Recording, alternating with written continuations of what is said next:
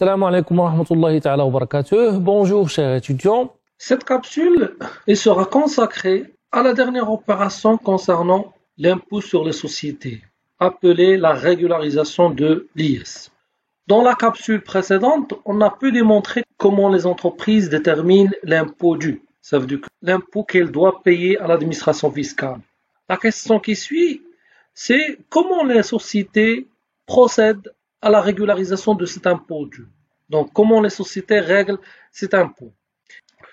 On sait bien que pour un exercice N, ici je l'ai pris qu'il va correspondre à l'année civile, le 1 jusqu'au 31/12, donc l'impôt dû au niveau de cet exercice, il est calculé à la fin d'année. Donc, ce n'est pas nécessairement à la fin d'année, mais c'est au début de l'année suivante. Parce que jusqu'au 31/12, l'entreprise, elle clôture sa comptabilité au niveau des états de synthèse, au niveau de son bilan, au niveau de CPC. Donc, l'administration fiscale accorde aux entreprises 3 mois pour faire la déclaration des états de synthèse, ainsi que la déclaration de l'impôt dû au niveau de l'exercice N. Donc, ce qui fait l'impôt dû au niveau de l'exercice N ne sera payé que au niveau de 3 premiers mois de l'année N+1. Mais est-ce que l'administration fiscale et l'État, elle va attendre jusqu'à la fin de l'exercice pour avoir cet impôt dû? La réponse, c'est non. Pourquoi? Pour deux raisons. La première, c'est pour alléger la trésorerie de l'entreprise. On sait bien que l'impôt dû, qu'il soit un montant élevé, pour le payer en une seule fois, c'est très difficile, ça va toucher sa trésorerie. Encore pour l'administration fiscale et pour l'État, bien sûr, donc avoir des montants au cours de l'exercice N, il serait préférable afin de faire face aux dépenses publiques. Bon, qu'est-ce qu'il a fait l'État ici? Au lieu d'attendre jusqu'à la fin d'année ou bien la fin d'exercice pour avoir ou bien pour acquitter cet impôt, donc il serait payé par des avances. Donc les avances, on les appelle les acomptes. Donc, comme ça, elle a instauré que le paiement de cet impôt dû au niveau de l'exercice N, il sera payé par 4 acomptes d'un même montant et de la même période. Donc, lorsqu'on va prendre l'exercice N, il est composé de 12 mois, elle sera payée à la fin de chaque 3 mois, elle va payer une avance qu'on appelle acompte provisionnel. Comme ça, le premier acompte, il sera réglé au plus tard le 31/3, ça veut dire qu'il peut le régler avant, mais là, la date limite, c'est le 31/3. La date limite du deuxième acompte, c'est le 36. Et la date limite du troisième acompte, c'est le 39. Et la date limite du quatrième acompte, c'est le 31/12N. Comme ça, on a su que l'impôt dû au niveau de l'exercice N, il sera payé par des acomptes. La question suivante. Puisque l'impôt dû est calculé à la fin de l'année N, comment on doit déterminer ces acomptes? Puisque l'impôt dû de l'année N au niveau du 31 mars, il n'est pas encore déterminé. Donc, le montant d'acompte qu'on va le payer, sur quelle base il va être payé? Donc, je répète, la question, c'est comment calculer ces acomptes. La réponse, elle est tout à fait simple. Pourquoi? Parce que dans la continuité d'exploitation des entreprises, ou bien la continuité de son existence. Donc, les acomptes qui seront payés au niveau de l'exercice N, ils seront comme référence à l'exercice N-1. Ça veut dire que sur la base des données de l'exercice précédent, on va déterminer les acomptes qui seront payés au niveau de l'exercice N. Et bien sûr, il y aura une opération par la suite qu'on appelle la régularisation. Donc, au niveau des calculs des acomptes, ils sont calculés sur la base de l'IS dû, ou bien l'impôt dû de l'exercice précédent, fois 25%, ou bien sur 4, puisque le montant des acomptes est constant concernant les 4 acomptes. Donc, à l'expiration du 3e, 6e, 9e et 10e mois, suivant la date d'ouverture de l'exercice comptable en cours. L'acompte I, c'est l'impôt dû au niveau de N-1 sur 4. Le premier, il sera versé au plus tard le 31/3N, bien sûr, si l'exercice coïncide avec l'année civile. Le deuxième au 36, le troisième au 39 et le quatrième au 31/12N. De ce fait, lorsqu'on va payer les 4 acomptes concernant l'exercice N, pas nécessairement que le montant des acomptes qui sont versés, ils vont coïncider avec l'impôt dû de l'exercice N. Parce qu'au 31/12 jusqu'au 31/3N+1, là, on aura le montant définitif de l'impôt dû au niveau de l'exercice N. Mais puisque les 4 acomptes sont des avances, qu'est-ce qu'ils vauront? Pas nécessairement que c'est le même montant, donc on aura presque 2 cas. Soit le montant des acomptes ou bien des avances il est supérieur au montant de l'impôt dû, soit elle va être inférieure. Donc comme ça, on aura 2 cas qui se présentent. Donc le montant des acomptes est inférieur au montant de l'impôt dû, donc la différence est un complément de paiement à acquitter dans les 3 mois suivant la clôture de l'exercice. Ça veut dire que vous avez payé des avances qui sont inférieures au montant que vous devez payer. Donc automatiquement, la différence sera versée à l'administration fiscale. On parle d'un complément de paiement. Le deuxième cas, c'est lorsque le montant des acomptes est supérieur au montant de l'impôt dû. Donc, si le montant des acomptes est supérieur, ça veut dire que vous avez payé plus que vous devez payer. Donc, dans ce cas, logiquement, c'est l'administration fiscale, elle doit restituer à l'entreprise le montant de l'excédent. Donc, c'est pour ça que ici, la différence est un excédent de paiement. Mais, puisque l'entreprise est dans la logique de la continuité d'activité, donc il va payer des acomptes pour l'année suivante.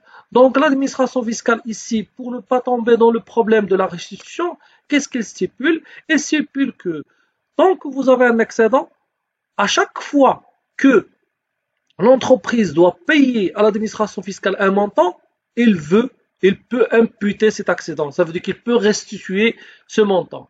Donc c'est pour ça que cet excédent il va être imputé sur les acomptes de l'année N+1 et sur l'impôt dû ou des exercices suivants. Ça veut dire que, on va voir ici par des exemples, donc il peut être imputé sur les acomptes. S'il ne suffit pas, donc on peut procéder au calcul lorsqu'il s'agit d'un complément de paiement au niveau de l'exercice N+1. S'il ne suffit pas, donc on passe vers les acomptes de N+2. Ça veut dire que de la deuxième année suivante.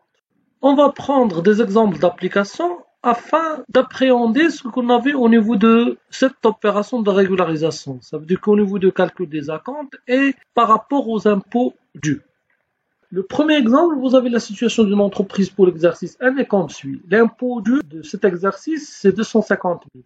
Et les acomptes provisionnels versés, c'est 200 000. Procéder à la régularisation et déterminer les acomptes à payer en N+1.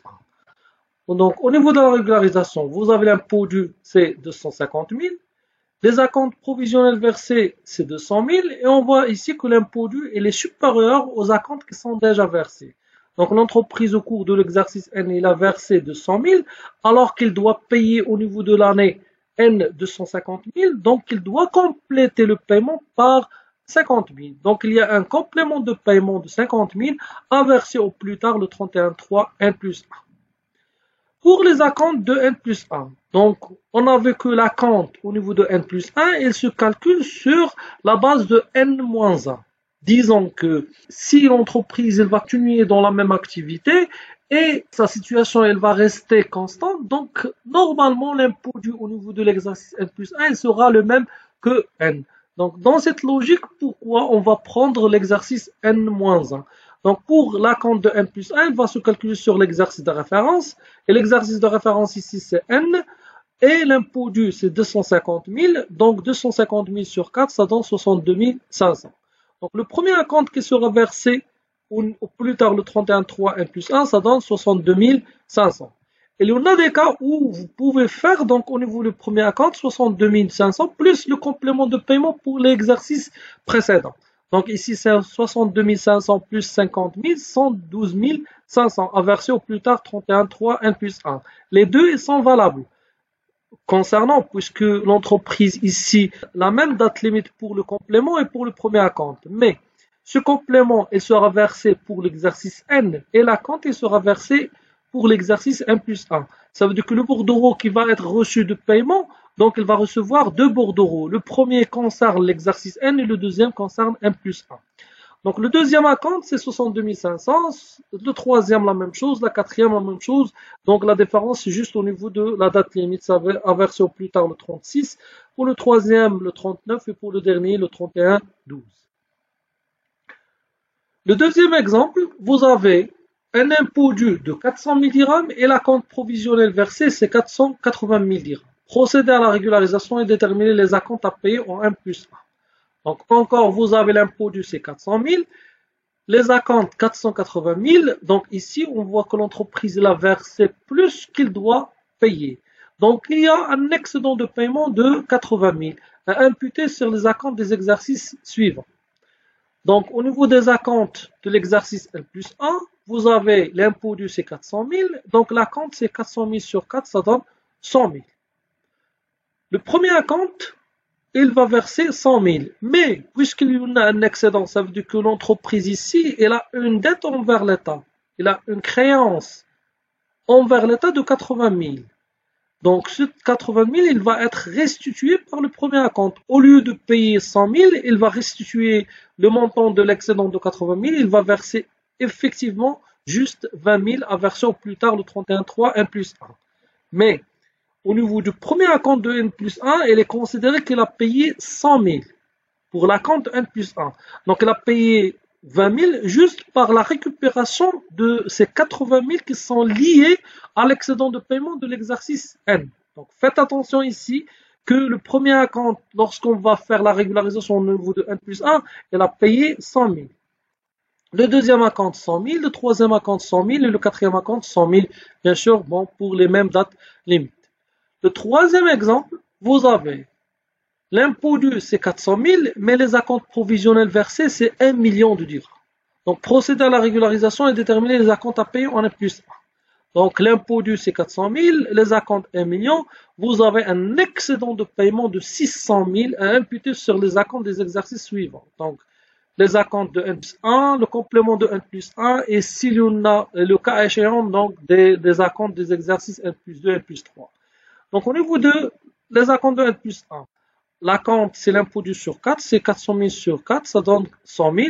Donc, le premier acompte, c'est 0, puisqu'il va imputer les 600 000, et il reste un reliquat. Le reliquat, ça veut dire que le montant de l'excédent restant. Donc, il reste 600 000, il a imputé 100 000, ça veut dire qu'il reste 500 000. Le deuxième acompte, encore c'est 0, parce que encore il y a un reliquat. Mais le reliquat restant au niveau du deuxième acompte, c'est 500 000 moins 100 000, c'est 400 000. Pour le troisième acompte, c'est 0. Et le reliquat, c'est 300 000, parce qu'il a récupéré jusqu'au troisième acompte, il a récupéré 300 000. Donc, il reste 300 000. Et le quatrième acompte, c'est 0 aussi, parce que le reliquat, c'est 300 000, donc il va imputer les 100 000, et il reste un reliquat de 200 000.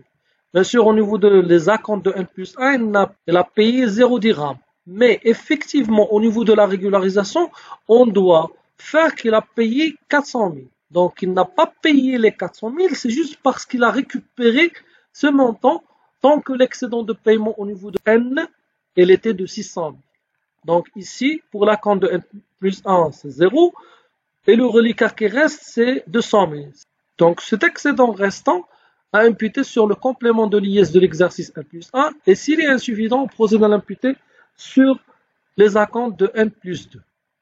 Quatrième exemple, vous avez la situation d'une entreprise est comme suit. Donc, vous avez pour l'exercice N et pour l'exercice N plus 1. Le résultat fiscal net, c'est 950 000, 1 400 000. La base de la SAM, c'est 8 500 000. Pour les acomptes, il a payé au niveau de N 500 000 et pour N plus 1, bon, on va chercher à le déterminer. Procéder à la liquidation, la régularisation et le calcul des acomptes de N à N plus 2. Ça veut dire que de N et de N plus 1 et de N plus 2. Pour l'exercice N, donc on va procéder à la liquidation, puisque les acomptes sont déjà déterminés, c'est 500 000. Donc au niveau de la liquidation, donc le résultat fiscal net c'est 950 000, donc l'IS se donne 950 000 fois 20%, moins 30 000 c'est 160 000. Pour la CM, donc c'est 5 millions fois 0,5%, ça donne 25 000. Donc l'impôt dû au titre de l'exercice N, tant que l'IS est supérieur à la CM, c'est l'IS, c'est 160 000. Là, c'est la liquidation. Passe à la régularisation. Donc, au niveau de la régularisation, vous avez l'impôt dû, c'est 160 000. Au niveau des acomptes versés, c'est 500 000. Donc, puisque le montant des acomptes est supérieur à l'IS dû, donc on aura un excédent de paiement de 340 000 à imputer sur les acomptes des exercices suivants. Jusqu'au ici, on a terminé pour l'exercice N. Donc, on procède à la liquidation et la régularisation. Maintenant, pour l'exercice N plus 1. Donc, premièrement, avant la liquidation, on doit calculer les acomptes de N plus 1. Donc, pour les acomptes de N plus 1, on procède de la même manière. Donc, c'est pas juste tout simplement on va prendre l'impôt dû, mais de cette manière. L'exercice de référence, c'est N. L'IS, c'est 160 000. L'ACM, c'est déjà calculé 25 000. Donc, l'acompte, c'est l'IS sur 4, puisque c'est le plus élevé. 160 000 sur 4, c'est 40 000. Donc, au niveau du premier acompte, c'est 0. Tant qu'on a un excédent de paiement de 340 000 au niveau de l'exercice N, donc on va l'imputer ces 340 000. Donc, le premier acompte, il n'a pas suffi, parce qu'on a imputé juste 40 000. Donc, le reliquat restant, c'est 300 000. Pour le deuxième, la même chose. Donc 300 000, on va imputer les 40 000, ça donne 260 000. Le troisième et le quatrième acompte, la même chose. On n'a rien payé, puisque le montant des quatre acomptes, c'est 160 000, il n'a pas pu imputer l'excédent de paiement de l'exercice N de 340 000. Donc la liquidation de N plus 1, vous avez un résultat fiscal net de 1 400 000, donc l'IS c'est 1 400 000 fois 31%, moins 140 000, ça donne 294 000. L'ACM, c'est 8 500 000 fois 0,5%, ça donne 42 500. Donc, l'IS, il est supérieur à l'ACM. L'impôt dû, c'est 294 000. Au niveau de la régularisation, donc l'IS dû, 294 000. Et les acomptes, c'est 160 000. On va considérer que le montant, il est payé au niveau des acomptes. Donc, puisqu'il a payé ici 0, c'est juste pour la récupération du montant de l'excédent de l'exercice N. Donc, les acomptes sont 60 000, donc il y a un complément de paiement de 134 000. Est-ce qu'elle va le payer? Donc, au niveau de cette entreprise, elle a encore une créance envers l'État de 180 000. Donc, puisque au niveau de l'exercice 1 plus 1, elle doit payer ce complément, donc tout d'abord, elle doit imputer ce qu'il a comme créance envers l'administration fiscale. Donc, ce complément va servir à imputer le reliquat restant de 180 000. Et encore, ce complément, il n'est pas suffisant pour ce reliquat, à hauteur de 134 000. Donc, le reliquat restant au niveau de la régularisation de N plus 1, elle reste 46 000. Donc, ce 46 000, elles vont être imputées au niveau des acomptes de N plus 2. Donc, pour l'exercice N plus 2, on va calculer juste les acomptes. Vous avez l'exercice de référence N plus 1, l'IS c'est 294 000, l'ACM c'est 42 500. Donc, l'acompte c'est l'IS sur 4, c'est 294 000 sur 4, c'est 73 500. Donc, le premier acompte, donc encore, il reste un reliquat qui est restant dû de l'exercice N. Donc, il va l'imputer au premier acompte parce que le premier acompte, il peut absorber les 46 000. Donc, il va payer juste 27 500. Donc, à verser au plus tard, le 31,3 N plus 2. Le deuxième, le troisième acompte, le quatrième acompte, il va payer 73 500 parce qu'il n'a pas encore de créance envers l'administration fiscale. Pour ne pas avoir ce type de problème, ça veut dire que l'excédent de versement au niveau des acomptes par rapport à l'impôt dû de l'exercice N, elle l'a récupéré jusqu'au le premier acompte de N plus 2. L'administration fiscale, elle donne le droit aux entreprises de ne pas payer certains acomptes, soit le deuxième, troisième, quatrième, soit le troisième et quatrième, soit juste le quatrième. Bien sûr, ici, s'il voit que son activité elle a baissé par rapport à l'exercice précédent, donc il peut faire une demande au niveau de l'administration fiscale de renoncer au paiement des acomptes pour ne pas avoir le problème de l'excédent de paiement. Donc, c'est ce que je vais voir au niveau de l'exemple précédent, mais je vais prendre pour N le résultat fiscal 950 000, la base de la SAM 5 millions, les acomptes 500 000. Mais l'entreprise a renoncé au paiement de troisième et quatrième acompte en justifiant que sa situation a baissé par rapport à l'exercice N plus 1. Procéder à la liquidation et la régularisation de N. Donc les données seront comme suit. Au niveau de la liquidation, elle va rester comme elle est. Donc l'IS c'est 160 000, l'ACM c'est 25 000, donc l'impôt dû c'est 160 000, mais au niveau de la régularisation, vous aurez l'impôt dû c'est 160 000 et les acomptes, elle a versé deux acomptes, le premier et le deuxième, puisque si les acomptes c'est 500 000 sur 4, ça donne 125 000. Donc elle a payé juste le premier et le deuxième, c'est 125 000 fois 2, ça donne 250 000.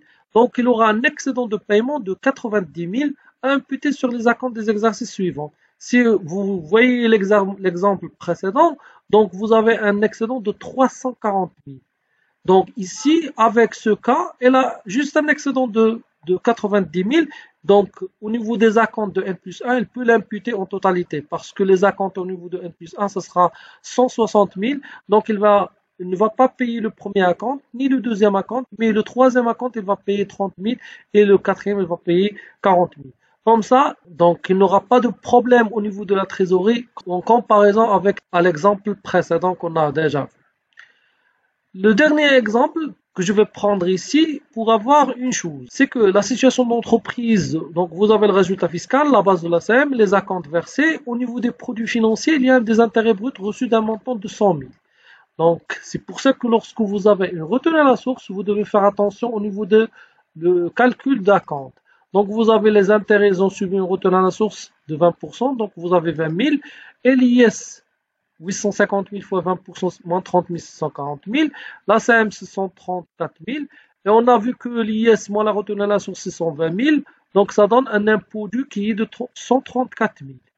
Par rapport à la régularisation, vous avez l'impôt dû c'est 134 000, et vous avez les acomptes c'est 80 000, et on a un complément de paiement 54 000 à verser au plus tard le 31/3 N+1.